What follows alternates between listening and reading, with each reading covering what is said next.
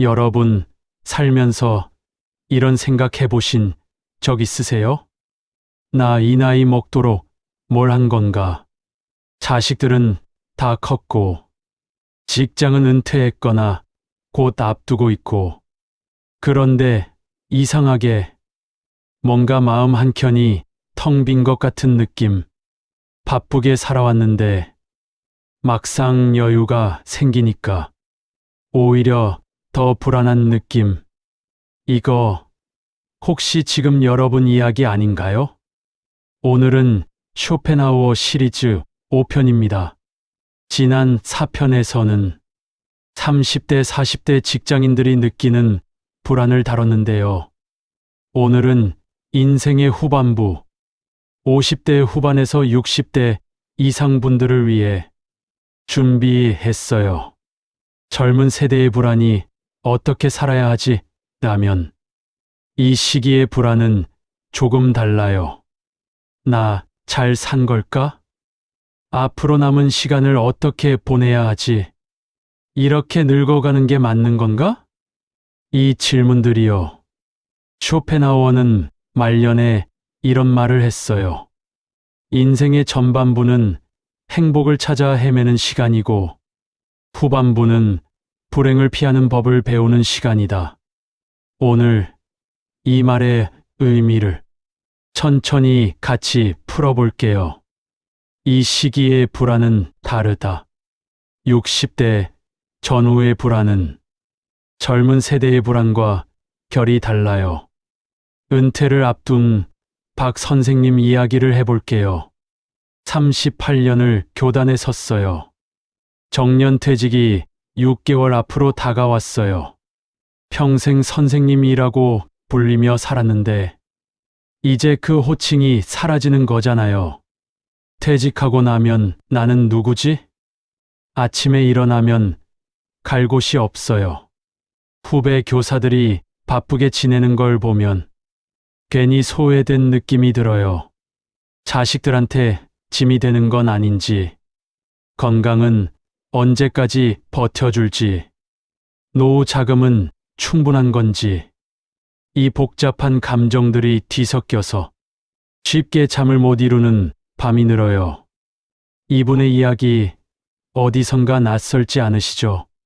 쇼펜하우어는 이 시기를 아주 중요하게 봤어요. 그는 이렇게 말했어요. 노년은 인생의 패배가 아니라 드디어 자기 자신이 될 수 있는 시간이다. 근데 이걸 받아들이려면 먼저 이 시기의 불안이 어디서 오는지 알아야 해요. 크게 세 가지예요. 첫째, 역할 상실의 불안. 우리는 평생 무언가의 역할로 살았어요. 누군가의 아버지, 어머니, 누군가의 직장 동료, 상사, 누군가의 배우자. 그 역할들이 하나씩 줄어들 때 나라는 사람이 남아있는지 갑자기 모르겠어지는 거예요. 둘째, 시간의 불안. 젊을 때는 시간이 많다고 느껴요. 실패해도 다시 할 수 있다고 생각하죠. 근데 이 시기엔 처음으로 시간이 유한하다는 게 가슴으로 와닿아요. 이게 쇼펜하우어가 말한 죽음을 의식하는 존재로서의 인간이에요. 동물은 지금 이 순간만 살아요. 인간만이 자신이 언젠가 죽는다는 걸 알아요. 그 알미 불안을 만들어요. 근데 쇼펜하우어는 이게 오히려 선물이 될 수 있다고 했어요. 잠깐 이건 뒤에서 더 얘기할게요. 셋째, 관계의 재편. 평생 함께한 친구들이 하나, 둘 먼저 세상을 떠나기도 하고, 자식들은 자기 삶에 바빠서 연락이 뜸해지고, 배우자와 둘만 남았을 때 오히려 어색한 경우도 있어요.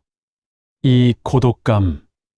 근데 쇼펜하우어는 이 고독을 두려움으로 볼 게 아니라고 했어요. 쇼펜하우어가 말하는 노년의 진실. 쇼펜하우어는 72세의 생을 마감했어요. 노년의 그는 오히려 가장 평온했다고 해요.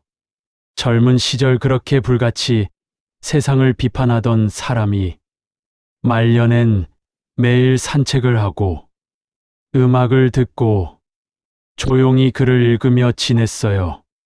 왜 그랬을까요? 그는 이렇게 설명했어요. 젊을 때는 욕망이 너무 강해서 세상이 원하는 대로 끌려다닌다. 늙어서야 비로소 그 욕망이 약해지고 진짜 자신이 보이기 시작한다. 이 말이 위로가 되시나요? 욕망이 줄어드는 게 노쇠가 아니라 해방이라는 거예요. 젊을 때는요. 더 좋은 직장, 더 큰 집, 더 많은 인정. 이게 없으면 불행한 것 같았잖아요. 근데 이 나이쯤 되면 그게 다 허상이었다는 걸 몸으로 알게 되는 거예요. 쇼펜하우어는 이걸 의지로부터의 자유라고 불렀어요. 젊은 시절엔 억지로 노력해야 얻을 수 있는 경지를 노년엔 자연스럽게 얻게 된다는 거예요. 그는 또 이런 말도 했어요. 노인이 세상 일에 초연해지는 건 포기가 아니다. 세상의 실체를 너무 잘 알아버린 것이다. 맞지 않나요? 젊은 사람들이 그렇게 집착하는 것들. 이 나이가 되면 그게 다 뭐가 중요해 싶잖아요. 그건 무기력이 아니에요. 오히려 지혜예요. 쇼펜하우어는 인생의 후반부를 진짜 나를 살 수 있는 유일한 시간이라고 봤어요. 죽음을 어떻게 볼 것인가? 조심스러운 주제를 꺼내볼게요. 이 나이대 분들이 가장 깊이 마주하게 되는 불안, 바로 죽음에 대한 두려움이에요. 쇼펜하우어는 죽음에 대해 당시로선 굉장히 파격적인 말을 했어요. 죽음은 잠드는 것과 같다. 태어나기 전 당신은 어땠는가? 고통스러웠는가? 아니다.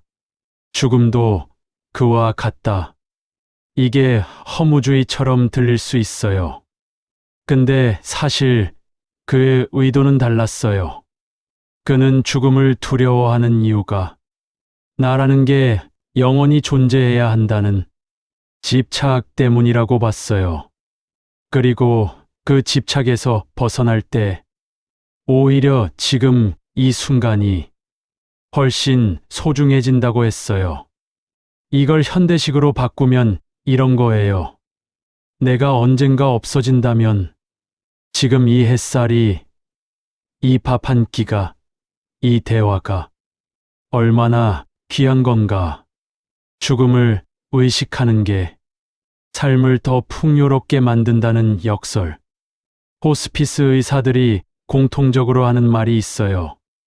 임종을 앞둔 분들이 후회하는 게 더 많이 벌 걸, 더 높이 올라갈 걸이 아니라는 거예요.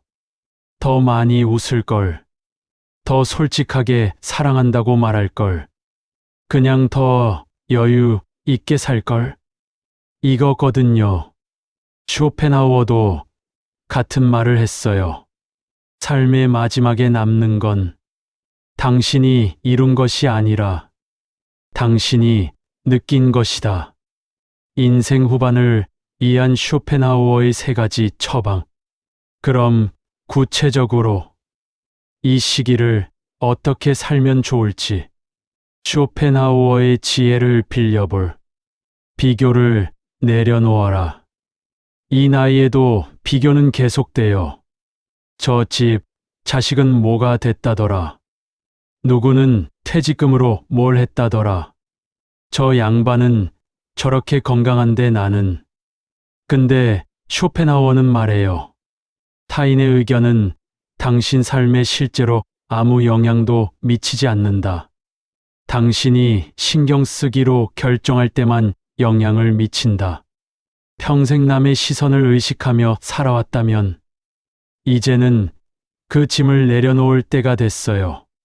자식이 어떤 직업을 가졌든, 내 노후가 남보다 화려하지 않든, 그게 내 삶의 가치를 결정하지 않아요. 작은 기쁨을 진지하게 대하라. 쇼펜하우어는 말년에 매일 같은 시간에 산책했어요. 좋아하는 음악을 들었어요. 맛있는 걸 먹었어요. 이게 사소해 보이지만 그는 이걸 굉장히 진지하게 여겼어요. 그는 이렇게 말했어요.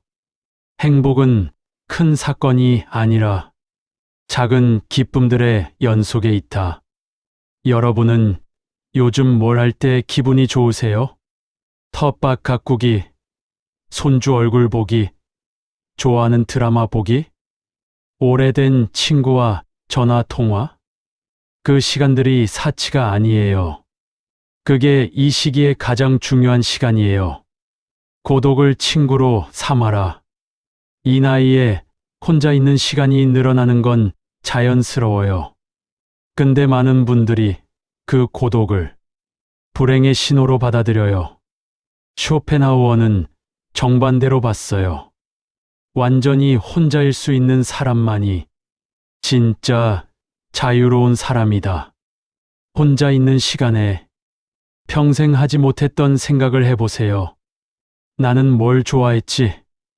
나는 뭘 할 때 살아있는 느낌이었지? 내가 진짜 원했던 건 뭐였지? 이 질문들을 평생 미뤄왔다면 지금이 그 답을 찾을 수 있는 시간이에요. 오늘 이야기를 정리해 볼게요. 쇼펜하우어는 인생의 후반부를 패배나 쇠퇴로 보지 않았어요.